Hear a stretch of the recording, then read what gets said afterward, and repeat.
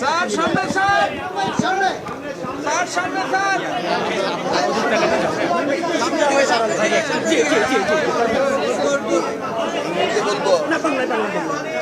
আমরা স্বাধীনতা পেয়েছি ৫৫ বছর, পাকিস্তান স্বাধীন হয়েছে ৭০ বছর। আমি এই স্টলগুলি ঘুরে মনে হলো সমগ্র পাকিস্তান আমি ঘুরে আসছি এবং তাদের যে শিক্ষায় যে ব্যাপক উন্নয়ন ঘটেছে আমি সত্যি ইমেজড। তাদের শিক্ষা ব্যবস্থা অনেক অনেক এগিয়ে গিয়েছে।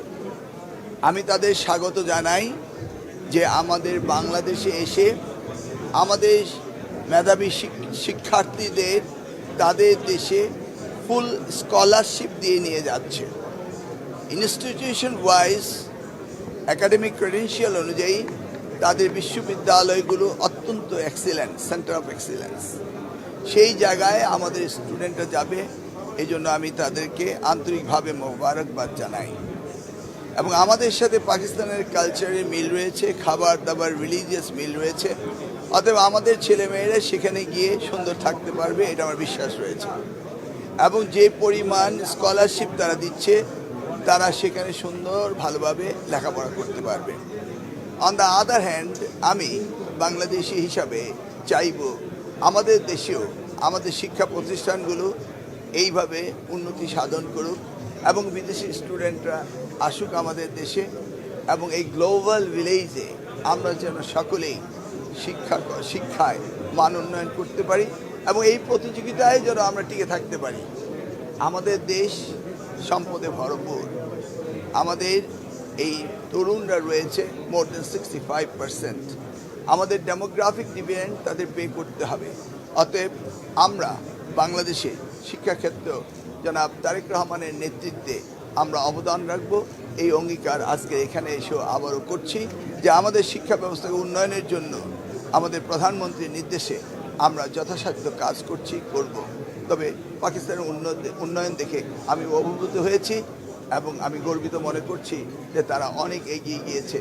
আর আমাদের অ্যাম্বাসেডর হিসাবে আমাদের যে শিক্ষার্থীরা পাকিস্তানে যাবে তারা সেখানে গিয়ে আমাদের মান ইজ্জত রক্ষা করবে এবং সুন্দরভাবে লেখাপড়া শেষ করে আসবে এবং সারা বিশ্বে শিক্ষার মানদণ্ডে তারা নিজেকে স্বীয় স্থান অধিকার করবে, এটাই আমার দৃঢ় বিশ্বাস। মাননীয় মন্ত্রী, চীন আন্তর্জাতিক মাতৃভাষা ইনস্টিটিউটে চায়নার একটা এক্সপো চলছে, এখানে পাকিস্তানে চলছে, কিছুক্ষণ পরে মালয়েশিয়ার সাথেও আপনার একটা প্রোগ্রাম আছে। সব কিছু ভালো, কিন্তু আপনাকে যদি একটু স্মরণ করি, এই মুহূর্তে বাংলাদেশে বিদেশি শিক্ষার্থী একেবারে তলানিতে। দায় আপনার না, কারণ আপনি মাত্র আসলেন। মাত্র 665 জন বিদেশি শিক্ষার্থী পড়ে 54টা পাবলিক 54টা পাবলিক ইউনিভার্সিটিতে। কীভাবে বাড়াবেন?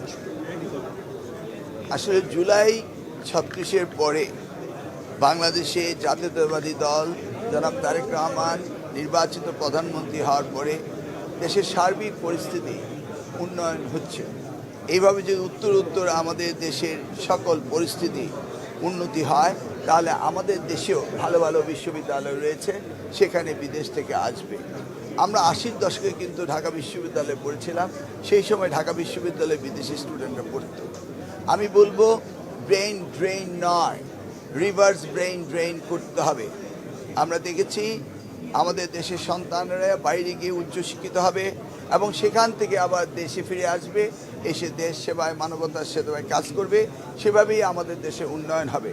আমাদের প্রধানমন্ত্রী জনাব তারেক রহমান তিনি শিক্ষাকে সবচেয়ে বেশি গুরুত্ব দিচ্ছেন এবং তার মধ্যে তিনি কারিগরি শিক্ষাকে আরও অধিকতর গুরুত্ব দিচ্ছেন এবং ইতিমধ্যেই আমাদের নির্বাচনী এজেন্ডায় শিক্ষার বিষয়ে ব্যাপক কাজ করার প্রতিশ্রুতি নিয়ে আমরা এগিয়ে যাচ্ছি। ইনশাল্লাহ আপনারা পর্যায়ক্রমে দেখতে পারবেন এবং আমরা কাজ করব ওনার নির্দেশে, এই আশ্বাস আপনাদের দিতে পারি। Thank you.